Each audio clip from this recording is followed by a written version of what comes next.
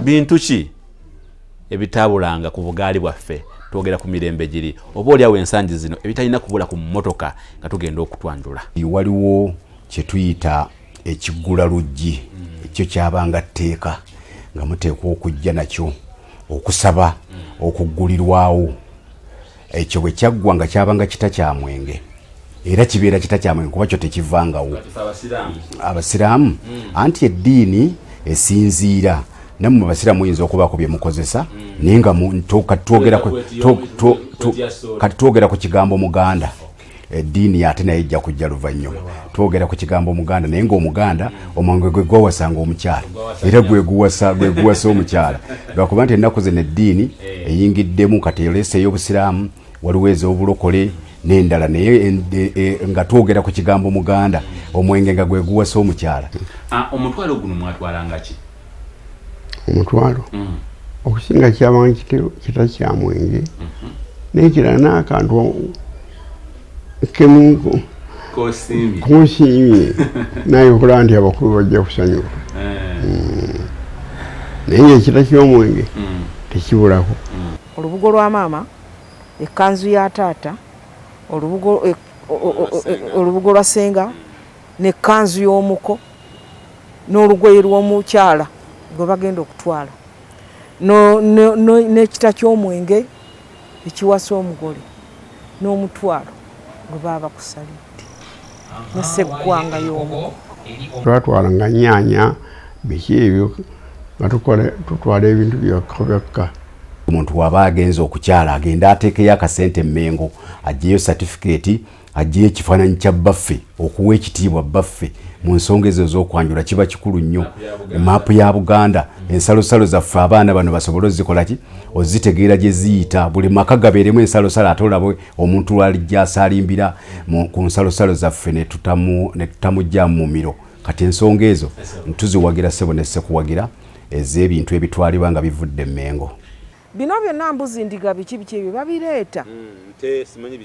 Waliwo abantu abayina enzikiriza yaffe y'ekinnansi mu maka omwo baba bagikulembeza olina obbireeta okusooka nga tewali kirala kyonna kyali kibaddewo.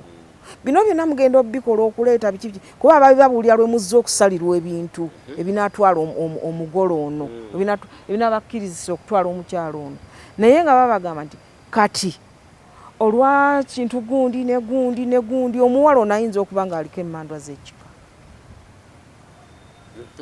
tajja kugenda nazo gye yafumbirwa kuba na gye yafumbirwa eriyo emmandwa zaye bakabaka babiri tebasula mu lubiri lumu kaakati nga baleka babiteesezza eno nga babiwongeredde nga bisigala yembuzi. Lwaki tebabyogerako kuno okwebuzaabuza simanyi n'eddiini z'abaana abajjira ebyajjira mu handbag tetumanyi bye baleeta bw'obinoonyereza ennyo tumanyi bye babijja. Bagobereranga maka bagobereranga mpisa bagobereranga ki ono omwami asooka asituka agende bamwanjule. Kaakati singa senga yalinga mufumbo senga n'amala okukitereeza bulungi amaze okukakasa nti omuwala ono agenda kufumbirwa omulenzi oli senga yafukamiranga bulungi n'asaba bba n'amugamba nti mukazi wo akuze kamuzzeeyo eka.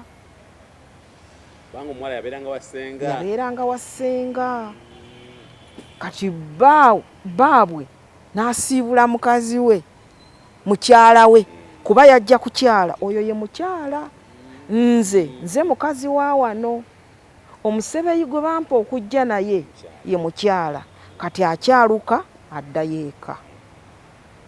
Emikolo bwe gityo ne gitandika. Kati akamuli kano olukasiima bali ne babuuza senga ddi lwe balijja. Senga kyava atebateba n'agenda eri ewa taata n'amutegeeza nti munnange omuwala ono yafuna abantu baagala kumutwala obufumbo obwa ddala obwedda tebwalingamu mpeta naye balina engeri gye baagattanga nga bagatta n'embuzi. Olw'okubanga senga naye abeera mufumbo ono bwagenda okumukyalira amusanga mu maka gabba ate nebba nga ye waali ne bongera okukwanaganya emboozi n'omulenzi nesenga n'emikwano gy'amaka ago emubeera waawo era nga kyemugenderera okulaba nti omwana mmwe abaleetedde ekintu ekituufu era naye gyagenda obulamu bujja kumwanguyira tuukakaawo awo nno ako kalombolombo katyo kamaze bwe mumala okukenyaganya bwe mutyo n'omwana nesenganga nti nsiimye bino ebyabwe bye batwala ewasenga ebirabo n'abirya ne bakkiriziganya.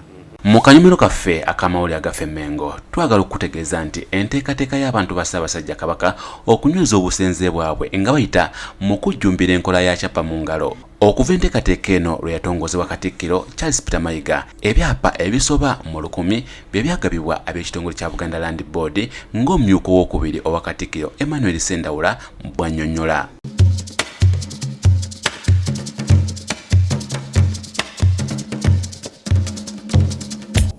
Ssaabasajja Kabaka yasiima nti abantu abalina ebibanja ku ttaka ly'Obwakabaka bafune ebiwandiiko ebiraga obwannannyini naddala okufuna ebyapa ku miwendo egikendeezeddwa mu nkola eyatongozebwa Katikkiro eya kyapa mu ngalo yogeddwako aboogezi abansoose.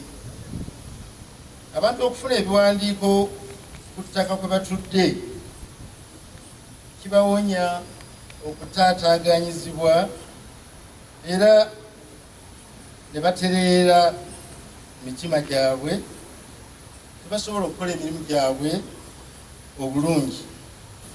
Twebaza abantu ba Ssaabasajja Kabaka abajjumbira enteekateeka z'Obwakabaka ez'enjawulo nga kyapa mu ngalo era tujja kugenda mu maaso okutuusa obuweereza obw'enjawulo eri abantu obugenderera okulaba ng'abantu batuula bulungi bakole emirimu gyabwe nga tewali taataaganyizibwa wonna. Ekitongole kya Buganda Land Board kisaale nnyo era kirina obuvunaanyizibwa okutuusa obuweereza ku nsonga z'ebyettaka eri abantu ba Kabaka bonna mu Bwakabaka bwa Buganda. Obwakabaka bukolera wamu, Obwakabaka bukolera mu mateeka agafuga ebyettaka mu Uganda nga buweereza abantu ba Beene era tujja kwongera okunyweza enkolagana ne gavumenti eya wakati mu nsonga z'ebyettaka. Tulina omulimo gw'okwongera okusomesa abantu ba Kabaka ku nsonga z'ebyettaka era tusaba ebitongole ebirala twongere okukwataganira awamu mulimu guno kubanga munene era abantu bangi mitendera egy'enjawulo tebannatuukibwako ku nsonga eno. Omulimu gw'okusomesa ku ttaka gusaana okubona mu Uganda wonna era buvunaanyizibwa bwaffe nga tuli wamu okukola omulimu guno. Twebaza olw'enkolagana ennungi ne gavumenti eya wakati mu nsonga z'ebyettaka naddala mu kulaba ng'abantu batereeza obusenze bwabwe kubanga gavumenti yekola ebyapa tewaliwo byapa bikolerwa wano Mengo ate ne mu kusomesa abantu ku nsonga z'ettaka tusaba enkolagana eno egende mu maaso. Twesanze nti mu kwongera okutereeza empeereza waliwo embeera emu gye tusaba gavumenti eyongere okulongoosa mu minisitule ya lands ey'ebyettaka abaweere kwanguya okunoonyereza ku nsonga z'ettaka ate bino byonna nga bizikola mu bwenkanya. Ng'Obwakabaka tusaba ensonga zino gavumenti ezitunuulire n'obwegendereza okusobola okutereeza empeereza mu by'ettaka. Neebaza abantu ba Ssaabasajja Kabaka abajjumbidde enkola ya kyapa mu ngalo, era mbajjukiza nti wadde kaweefube ono yaggwako, Buganda Land Board nzigule okuweereza abantu ba Kabaka. Ekyawukana kyokka miwendo. Kubiriza abo abalabye ebirungi mu kufuna ebyapa bagazise n'abalala okufuna ebyapa.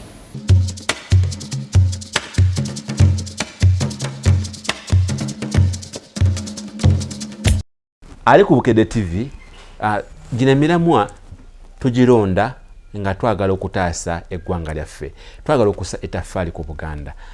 Bwe kubamu akafaananyi bwe baayanjula edda, naawe eyayanjula biwakola byali ku mulamwa, oba weebuuza ku bakulu abaali babatwala naddala b'ekika kyammwe oba bafamire yammwe endala nti bimwakola byali ebituufu. Kati nsaba abategeka okwanjula oba okwanjula, mwebuuzeko ku bakulu ababasingako.